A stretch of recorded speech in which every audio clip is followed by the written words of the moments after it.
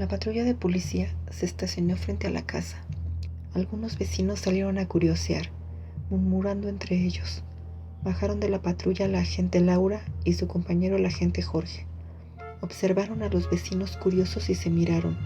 Jorge dijo en voz baja: «Creo que ya todos deducen lo que ha pasado». «Sí, es casi seguro que su vecina está muerta», opinó Laura. «Bueno, vamos». Tocaron el timbre. Nadie respondió. Intentaron varias veces sin obtener resultados. Laura bordeó la casa y espió por una ventana cuya cortina se encontraba un poco abierta. Vio a la dueña de la casa. Estaba sentada en un sofá con la boca medio abierta y unas moscas enormes entraban y salían de ella, caminaban sobre los ojos abiertos y zumbaban alrededor de la mujer muerta. Otro sofá se hallaba ubicado frente al de la difunta y a Laura le pareció que había alguien en él, pero desde la ventana no veía bien. Regresó a la entrada donde estaba su compañero y le informó lo que vio. Desde que habían recibido la llamada, sospechaban que iban a encontrar una escena así. Es algo bastante común. Alguien vive solo, los vecinos dejan de verlo por unos días, sienten un olor desagradable y llaman a la policía.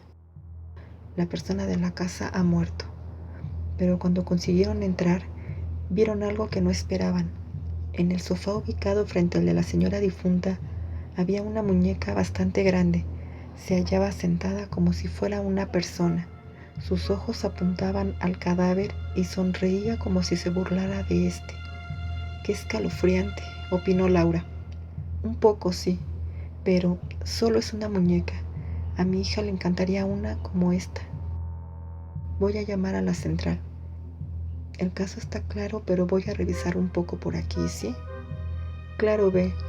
Yo voy a salir para que los vecinos no intenten entrar», dijo Laura, sin dejar de mirar a la muñeca, pues ésta le había impresionado mucho, aunque no entendía por qué. Allí había un cadáver y no le impresionaba, pero aquella muñeca...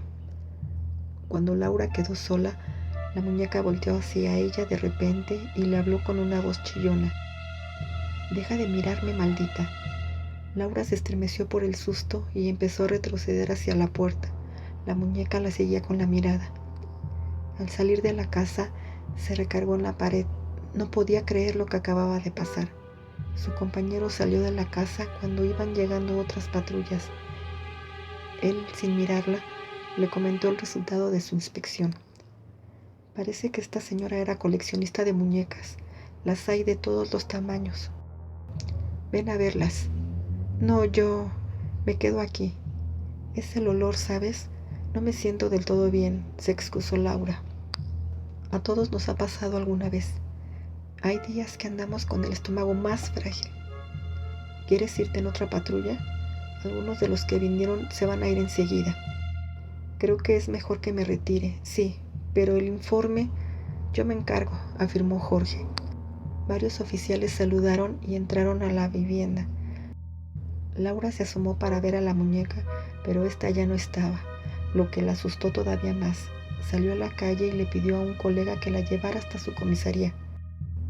Pasaron unos días y Laura sentía que debía hablar con alguien sobre aquella muñeca, y quién mejor que su compañero. Se dispuso a contarle cuando estaban bebiendo café en un pequeño restaurante. El otro día, empezó a contarle Laura, en la casa de la mujer muerta me pasó algo muy raro con la muñeca. «Me preguntaba cuándo ibas a hablar sobre eso», dijo Jorge. «Sí, tomé la muñeca cuando estabas afuera. La tiré por la ventana cuando casi todos se habían retirado.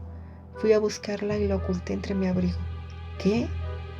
«Sé que estuvo mal, pero su dueña no la iba a extrañar. Sabía que mi hija quería una como esa y bueno, pues la tomé. Tampoco es algo tan grave». Jorge terminaba de decir aquello cuando sonó su celular. Lo atendió y enseguida quedó muy serio, porque una voz chillona le dijo: «Estoy matando a tu hija».